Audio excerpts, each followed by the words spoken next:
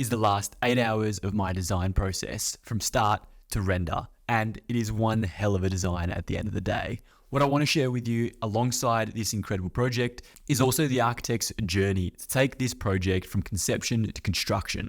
So I want to walk you through it step by step. Let's go. We're going to start this project with a general massing of space. Now, in this scenario, I actually did a quick sketch on the iPad before I took it to ArchiCAD because, like any project, you want to get your ideas out as quick as you can before you start messing around in 3D. 3D takes a hell of a lot of time, and you don't really want to be spending hours fixing and editing your mistakes. So when you bubble ideas, when you mind map ideas, when you do bubble diagrams or even space diagrams, it really helps solidify those ideas. So probably right now above me, you'll see that time lapse of the sketch on the iPad. And beside me, you'll see the ArchiCAD model working simultaneously. Now, generally, if you're an architect, this client would have come to you, proposed that they want a new residential property. Amazing. That is a great start. Hopefully, you would have secured that client signed a fee proposal and gotten to where we are today. That is probably the first step and one of the most important steps in the architectural design process from conception to construction. This whole video today showcases the sketch design stage of an entire project.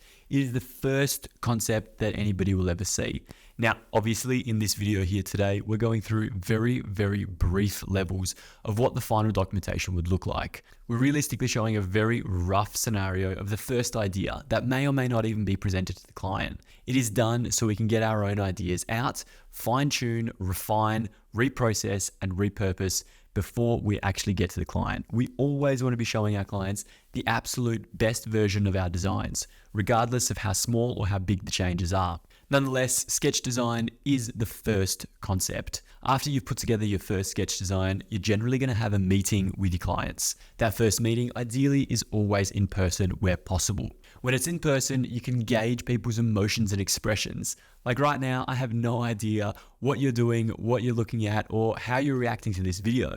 But if you were sitting right there in the chair in front of me, well then potentially we could have a much more deep and meaningful conversation about the same topic. So that's why I always recommend having that first initial concept meeting in person wherever possible. At this point in time, the client will either love it or hate it. You're never going to get a sketch 100% right the first time.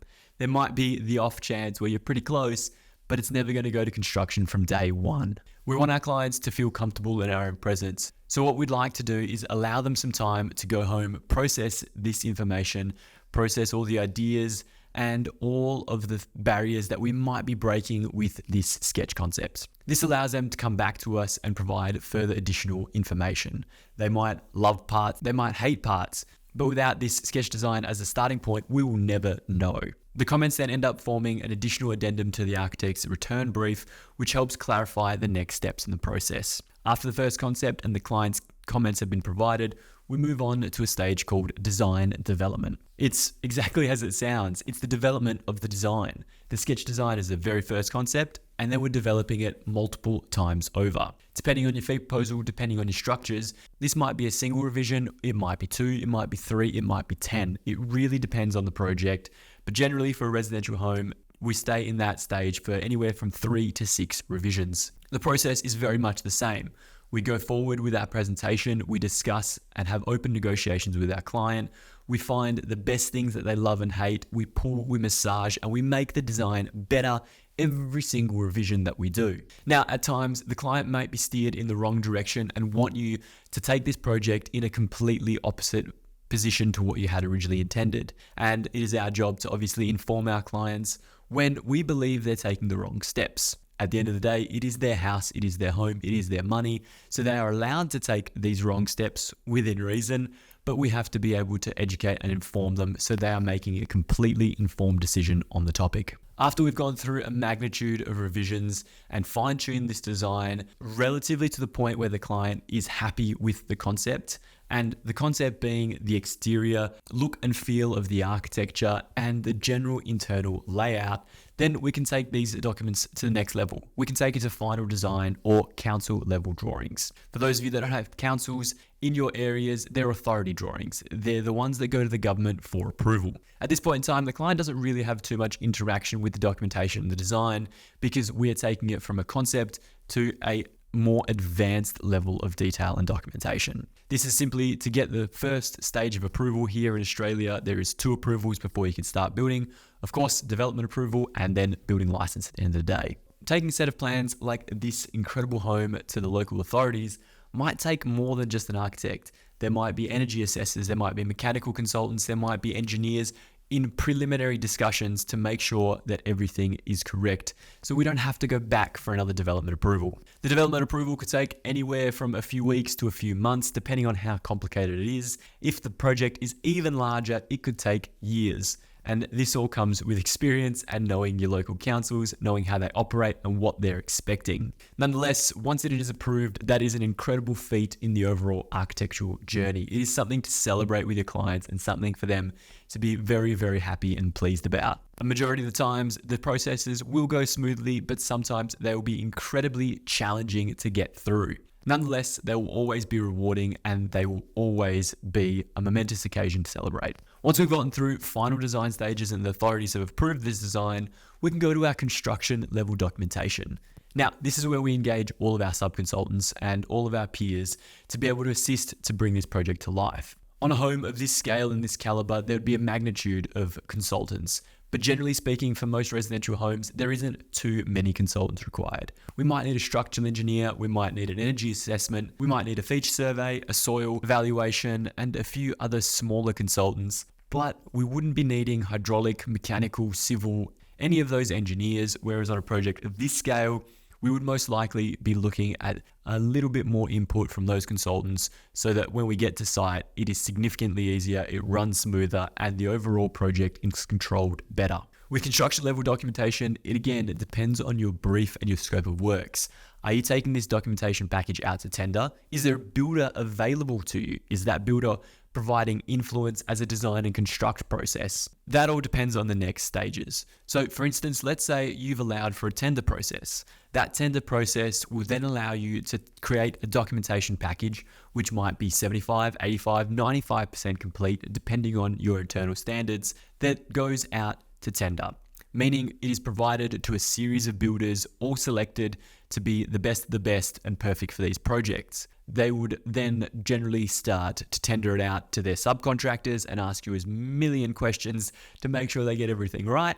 But at the end of the tender, each one of them will provide you with their price and their breakdown of services and trades. This is something that you have to review in immense detail and often something that is once again celebrated with your client. It is open together and it is discussed openly and freely, depending of course on your relationship with that client. Sometimes these projects may come in over budget, sometimes under budget, and more often than not, hopefully at least, they come in on budget. If they're over budget, we start to trim the excessive areas that we know might be able to reduce some of the costs. So potentially we've selected a stone cladding that is excessive of the budget and it is forming a large chunk. We know we can find an alternative. This is generally called value engineering, and it is done more and more since the pandemic occurred, because prices here, at least in Australia, have skyrocketed by 46% in very recent years. So what we thought we knew, we really don't anymore. Nonetheless, ideally we would be selecting a builder and then we'll be taking our documentation package to full construction level documentation.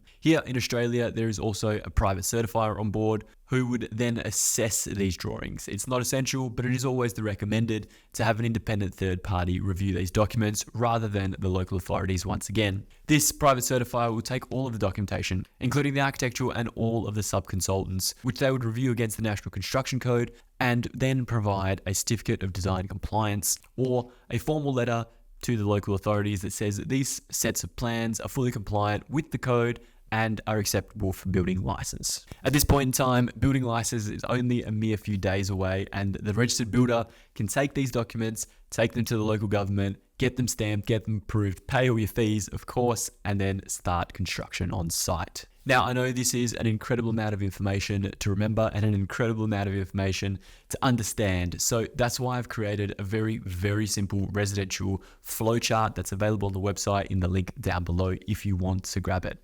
Otherwise, you can take notes throughout this video, watch it over and over again, and get the information completely for free. All I've done is summarized it to make your life a little bit easier. But now that we've discussed the project in a whole and its entirety, we can jump back to the project that is in front of us today, and we can talk about the architecture, the design, and the philosophies behind it. Obviously, this project is on a sloping site. It is a long horizontal sloping site. So we have the advantages of cutting into the hill, creating undercrofts, creating garages, and extending the main entertaining space across one entire floor. Personally, wherever you can and wherever it is possible to use an entire living space on one floor rather than two floors, it is so much better for longevity of life and for the people living inside there, especially if they're aging in place. That way, we know they don't have to go up and down multiple stairs. They can use the elevator, and it is such a simpler form of living in comparison to being stuck over multiple levels and going up and down stairs or in and out of the elevator constantly. So the philosophy of this one was, of course, hide the garage down below, cut it into the hill, allow the residents to come up to the main living. Of course, it is a very, very large property, and it is something that we're creating multiple spaces and multiple travel paths and multiple zones. So of course, we have our guest wing, we have our main residential living wing, and we have our private residential wing. So the private residential wing is the master suite. It is grand. It has got 2 en-suites, 2 walk-in robes, and of course the main bedroom space. Whereas on the other side, we have our children's areas. The kids' rooms are of course a little bit bigger, all each with their own ensuite and a games area as well. These are separated by the entry foyer and the lift and stair core, which combines them all. Finally, we have that living core. The living core is obviously interacting with both the street and the backyard. The backyard being a tiered level, which I didn't really get to designing within 8 hours. But nonetheless, there is a lap pool in the middle. There is a pond along the L shape to be able to continuously provide that water interaction between all bedrooms. There is the ponds at the front of the entry.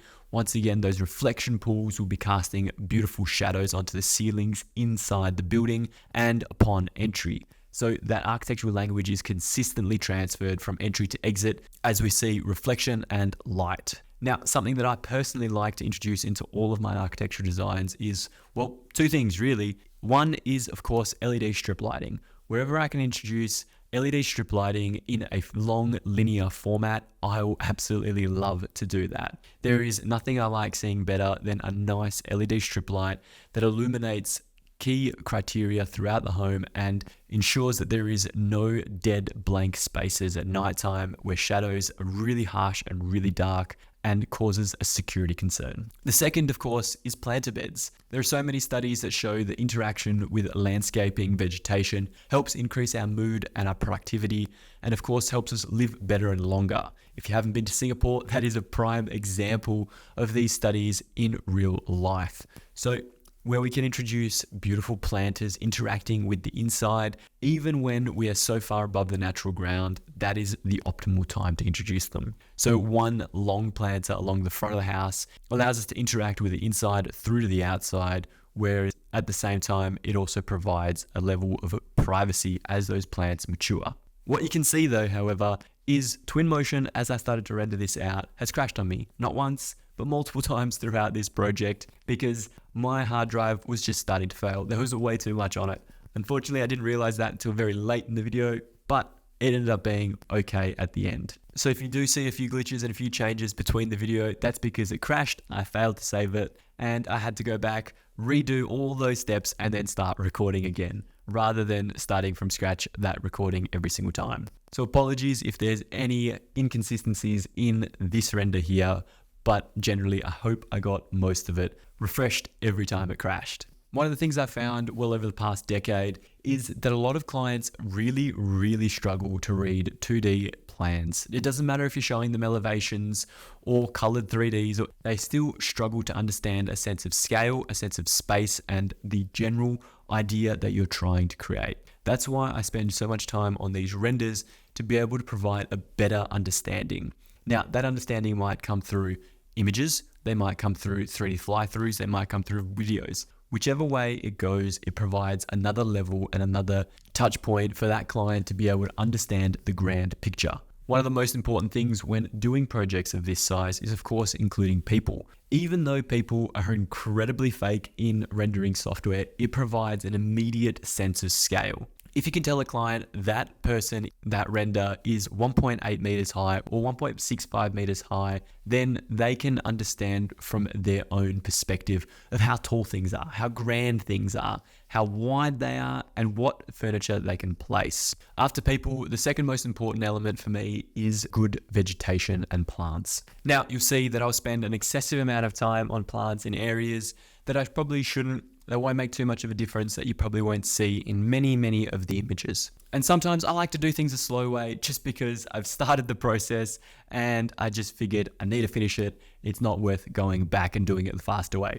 Makes no logical sense, but hey, sometimes that's just the way I do it. All the plants that you see in this video are of course from Globe Plants. They have supplied all of these plants for a previous video, and there is still a link down in the description if you want to get any plants for yourself. It doesn't matter where you live in the world. They have a collection for you. If it's in Africa, if it's in America, or if it's in Australia, their collection and their library is amazing, and it's definitely one of the best on the internet by far. Now, like I was saying before, the planter boxes that surround and interact with the main living space provide a level of privacy as plants mature. So when rendering out this process, I like to provide a series of different sizes and a series of different plants. I'm not a landscape architect. My landscape knowledge is relatively limited.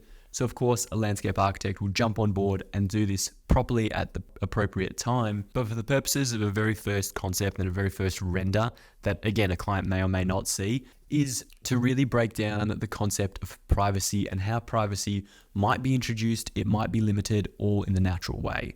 So if one plant fails to grow quicker than another plant, you might not have that privacy. Do we need to introduce physical screens? Do we need to introduce some barriers? Do we need to introduce a false facade? These are the questions that can be sparked through a conversation of natural vegetation. And of course, on properties of this scale and this grandeur, most people like their privacy.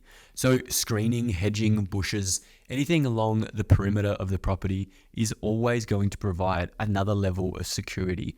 Even though it is a generally perceived level of security because plants can be seen through, it is still an additional barrier for people to be looking through into your private life. Now, at the end of the day, we've all spent a ridiculous amount of time creating these renders. Obviously, this was all done in 8 hours, which isn't a ridiculous amount of time, and I could spend weeks on these things. But for the purpose of this, I've cut it down as quick as I can. We've done the work, we've done the hard yards, and what I often see is people create one single image, one single render, whereas they have the opportunity to create hundreds of renders, slightly different, showcasing and highlighting different areas of their project. Now, if I went around and did the rear side, developed the backyard, developed all of that, spent more time, I could get even more renders out of this. But nonetheless, I'm still able to get something like 14 images at different sizes, portions to use on different platforms. And because this is a social world, most of these images will be shared on Instagram, on YouTube, right here with you guys, or in some sort of vertical format. It is very rare that a horizontal image will still be used in today's climate. The only places they use horizontal images anymore is website and of course thumbnails. Horizontal images are very limiting in their use in the modern world, especially for marketing. That's why you'll see most of our images rendered out in this scenario and many other scenarios as 1600 by 2000, which is a very typical Instagram format. Wherever possible, we'll try to also export a video or two so we can share that as well on social media to get a better understanding of space, scale, depth especially. Videos take a significant more amount of time to render out, so generally what I'd recommend is finish your renders and hit export at the end of the day so that they can render overnight and you're not wasting any time or resources. They're just doing their thing naturally. Anyway, that's all from me, team. Thank you so much for watching. I hope you enjoyed this time lapse. I hope you learned something along the way. If you did, make sure you smash that subscribe button down below. And like always, I'll see you next week.